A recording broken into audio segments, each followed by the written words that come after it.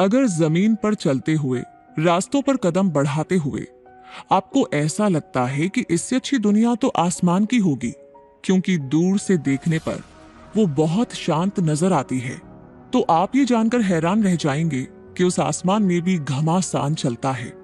जब रफ्तार के सौदागर बुलेट की स्पीड से उड़ते हैं और अपने से छोटे परिंदे को बीच उड़ान में ही मौत के घाट उतार देते हैं। हाँ, सच में आपकी कल्पना से अलग ऐसा खतरनाक भी हो सकता है आसमान की दुनिया का नजारा। और ये रफ्तार के सौदागर जो उड़ते हुए भी शिकार पर अपना धावा बोल सकते हैं, वो है फॉल्कन। फॉल्कन जिसे बाज, शेन और शिकारा भी कहा जाता है। पूरे एनिमल किंगडम में अपनी रफ्तार के लिए मशहूर ये फॉल्कन अपनी उड़ान के कई अंदाजों के लिए जाना जाता है। इंसानों से भी इसका गहरा नाता है और उड़ते हुए परिंदों में इसका डर भी बसा रहता है। तो ऐसे में आसमान में अपनी कलाबाजियों से नाम कमाने वाले इस शिकारी पक्षी के बारे में जानना काफी इंटरेस्टिंग हो सकता है। इसलिए आज इस डॉक्यूमेंट्री में हम आपको बताने वाले हैं फॉल्कन के बारे में वो सब कुछ जिसे जानकर आप इस पक्षी को करीब से समझ पाएंगे और इससे जुड़े ऐसे ढेरों सवालों के जवाब भी आपको मिल जाएंगे, जैसे कि फॉल्कन किस तरह का पक्षी है, इसकी सुपर फास्ट स्पीड का क्या राज है, ये कहाँ रहते हैं, इनकी डाइट क्या होती है, इनकी फैमिली लाइफ कैसी होती है, ये ईगल और हॉक से किस तरह अलग हैं और इंसानों से ये किस तरह जुड़े हुए हैं। ऐसा और भी बहुत कुछ फॉल्कन के बारे में जानने के लिए हमारे साथ जुड़े रहिए। फॉल्कन एक लार्ज हंटिंग बर्ड है जिसे बर्ड ऑफ प्रे और रैप्टर भी कहा जाता है, बिल्कुल जैसे हॉक और ईगल को कहा जाता है, क्योंकि ये दूसरे जानवरों का शिकार करते हैं और अपने शिकार पर झपट्टा मारते हैं। इनके पास पॉइंटेड बीक और शार्प टैलेंस होते हैं। इस मैजेस्टिक बर्ड को पॉइंटेड विंग्स और लॉन्ग टेल से पहचाना जा सकता है। अपनी एरियल स्किल्स और हंटिंग टेक्निक्स के लिए फॉल्कन इतने फेमस हैं कि इन्हें मास्टर्स ऑफ द स्काईज भी कहा जाता है और एनिमल किंगडम के मोस्ट सक्सेसफुल प्रेडेटर्स में इनका नाम भी शामिल है। अपनी शार्प आई साइट, स्ट्रॉन्ग विंग्स और स्ट्रीमलाइन्ड बॉडी के दम पर इस शिकारी पक्षी के लिए आसमान में नेविगेशन बहुत आसान हो जाता है। इनके लॉन्ग पॉइंटेड विंग्स इन्हें एक्सीलेंट फ्लाइंग एबिलिटी देते हैं, डायरेक्शंस को तुरंत चेंज करने में भी हेल्प करते हैं और हाईएस्ट स्पीड में डाइव करना भी पॉसिबल बनाते हैं। तभी तो फॉल्कन अर्थ पर किसी भी दूसरे बर्ड और एनिमल की तुलना में सबसे तेज है। ये स्विफ्ट और powerful flyer Mongolia, UAE, Qatar और आइसलैंड जैसी कंट्रीज का नेशनल बर्ड है। बहुत से कल्चर्स में फॉल्कन को अजीलिटी, स्पीड, पावर और रॉयल्टी का सिंबल माना गया है। अंटार्कटिका को छोड़कर बाकी सभी कॉन्टिनेंट्स पर फॉल्कन्स पाए जाते हैं। फॉरेस्ट, डेजर्ट, ग्रासलैंड्स, टुंड्रा और यहाँ तक कि शहरों में भी फॉल्कन के हैबिटेट मौजूद हैं। ये फॉल्कनिडी फैमिली और फॉल्को जीनस से बिलोंग करता है। फॉल्कन बर्ड की केवल एक स्पीशीज नहीं है, बल्कि इसकी 40 डिफरेंट स्पीशीज पाई जाती हैं, जिनमें से हर एक स्पीशीज की अपनी अलग अलग क्वालिटीज हैं, जो कि इन्हें एक दूसरे से अलग और खास बनाती हैं। इस फॉल्कन फैमिली में फॉल्कन्स, फॉरेस्ट फॉल्कन्स, कैरेकैरस, कैस्ट्रल्स और हॉबी फॉल्कन आते हैं। फॉल्कन्स अपनी स्लेंडर बॉडीज, पॉइंटेड विंग्स और नॉच्ड बीक से जाने जाते हैं, तो फॉरेस्ट फॉल्कन्स के पास शॉर्ट विंग्स, लॉन्ग टेल्स और extraordinary acute hearing capacity पाई जाती है। कैरेकैरस लॉन्ग लेग्स और नेक के अलावा स्कैवेंजर्स होने की वजह से अलग पहचान रखते हैं, तो कैस्ट्रल्स शिकार से पहले हावरिंग और डाइविंग के लिए जाने जाते हैं। वहीं हॉबी फॉल्कन्स ऐसे छोटे फॉल्कन्स होते हैं जो लॉन्ग नैरो विंग्स रखते हैं। तो इस तरह इस फॉल्कन फैमिली में बहुत तरह के बहुत सारे मेंबर्स हैं। ये फॉल्कन अपनी एरोडायनेमिक बॉडीज के लिए जाने जाते हैं, जो कि इन्हें शिकार करते समय इनक्रेडिबल स्पीड तक पहुंचाती है। एक फॉल्कन के प्लूमेज का कलर ग्रे, रेड, ब्राउन और ब्लैक टोन लिए होता है। इसकी बॉडी के निचले हिस्से में हल्के रंग के साथ ब्लैक या ब्राउन स्पॉट्स पाए जाते हैं। फॉल्कन फीमेल मेल की तुलना में 40% तक लार्ज होती है। इनका साइज स्पीशीज के अकॉर्डिंग वेरी करता है। वैसे एक फॉल्कन की लंबाई 20 सेंटीमीटर से लेकर 65 सेंटीमीटर तक हो सकती है। इनके वजन में भी इसी तरह का वेरिएशन मिलता है। इसलिए फॉल्कन का वजन 54 ग्राम से 1.7 किलोग्राम तक हो सकता है। ज्यादातर फॉल्कन्स का विंग स्पैन 2 से 4 फीट के बीच रहता है। इनके पॉइंटेड विंग्स उड़ते समय फास्ट स्पीड और डाइव को पॉसिबल बनाते हैं। तभी तो एक फॉल्कन 200 माइल्स पर आवर की स्पीड से डाइव लगा सकता है। फॉल्कन के फेदर्स उड़ते समय नॉइज और ड्रैग को कम करते हैं। साथ ही डिफरेंट वेदर कंडीशंस में फॉल्कन को वार्म और ड्राई भी बनाए रखते हैं। इसकी एक कर्व्ड शार्प बीक होती है जो शिकार के फ्लैश को चीरने का काम करती है। शिकार की गर्दन को ब्रेक करने का काम भी यही करती है। फॉल्कन की बीक में एक टॉमियल टूथ पाया जाता है जो इसकी बाइट को और ज्यादा शार्प और स्ट्रॉन्ग बना देता है, जिससे फॉल्कन की बीक एक घातक हथियार का रूप ले लेती है जो शिकार के स्पाइनल कॉर्ड पर अटैक करती है और बिना कोई स्ट्रगल के फॉल्कन का शिकार तुरंत ढेर हो जाता है, यानी अपनी जान से हाथ धो बैठता है। बीक की तरह ही फॉल्कन के स्ट्रॉन्ग लेग्स होते हैं। इनके 4 टोज होती हैं, जिनमें से 3 फॉरवर्ड फेसिंग होती है और एक बैकवर्ड फेसिंग। इनके शार्प कर्व्ड टैलेंस होते हैं, यानी कि पंजे, जो शिकार पर बहुत मजबूत पकड़ बनाते हैं। इनकी आईसाइट भी ह्यूमन आईसाइट से बहुत बेहतर होती है, लगभग 8 गुना बेहतर। इसलिए ये लॉन्ग डिस्टेंस से भी अपने शिकार को स्पॉट कर लेते हैं। उड़ते समय शिकार पर टारगेट करना भी इनके लिए आसान हो जाता है। दूसरे शिकारी पक्षियों की तरह एक फॉल्कन की आईज भी उसके हेड के सामने की ओर होती है।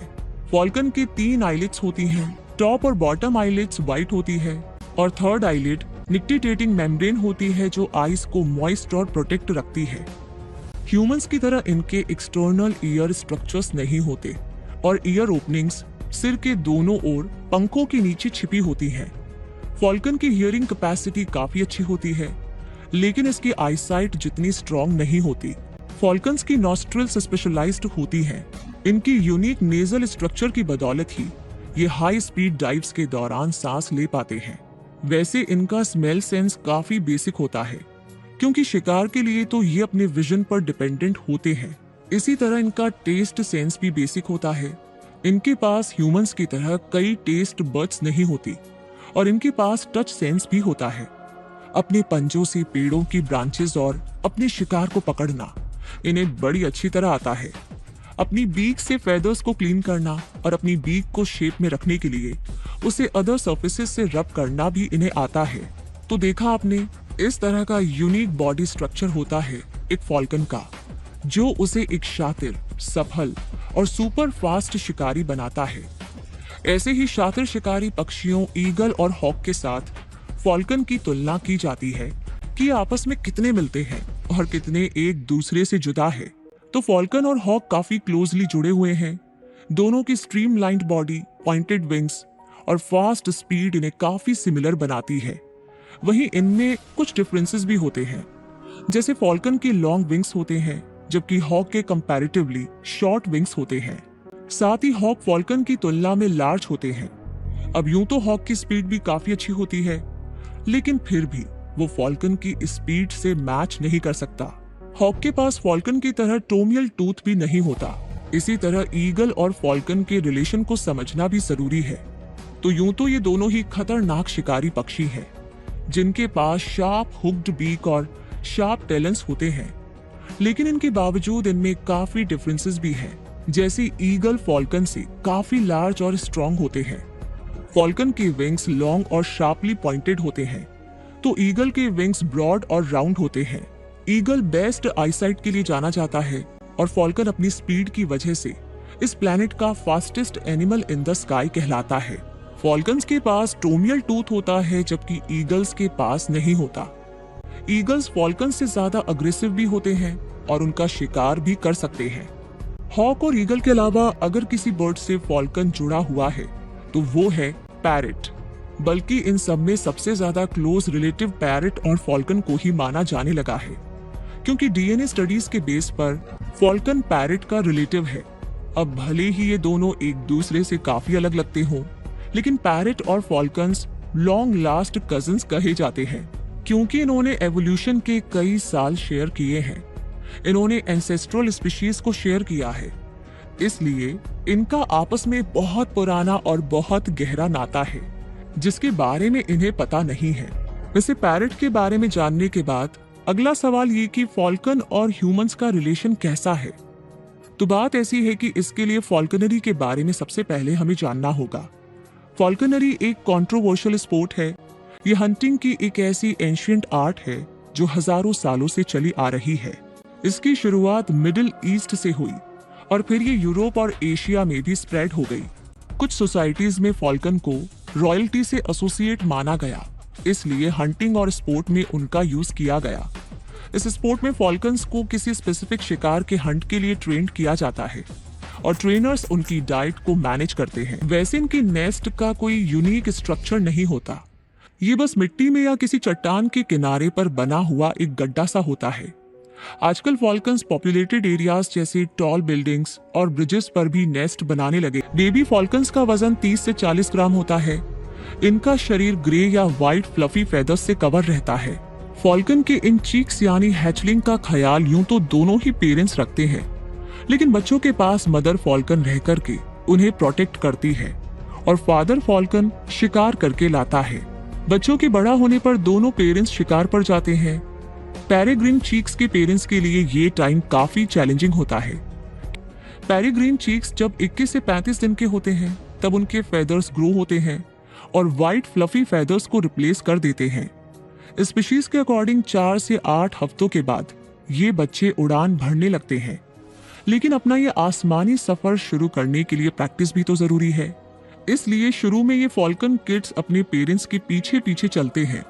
पेरेंट्स भी उन्हें स्किल्ड बनाने का कोई मौका नहीं छोड़ते, लेकिन क्या ऐसा करने से वो अपने इरादे में सफल हो पाती हैं या फिर उनकी पॉपुलेशन पर खतरा हमेशा मंडराता रहता है?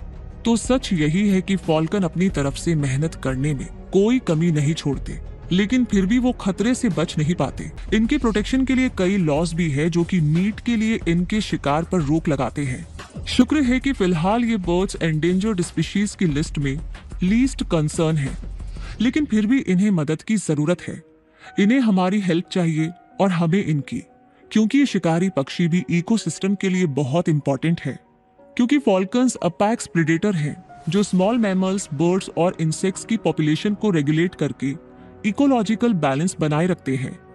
इसलिए इनका कंजर्वेशन भी उतना ही जरूरी है जितना इस अर्थ पर रहने वाले हर बर्ड, एनिमल और लिविंग स्पीशीज का। इसलिए फॉल्कन की इस दुनिया को करीब से देखकर, समझकर इसके बारे में अवेयरनेस स्प्रेड कीजिए ताकि इस जमीन और उस आसमान पर इन्हें अपने हिस्से की जिंदगी मिलती रहे हमेशा। तो मिलते हैं बहुत जल्दी ही एक नई दुनिया के सफर पर।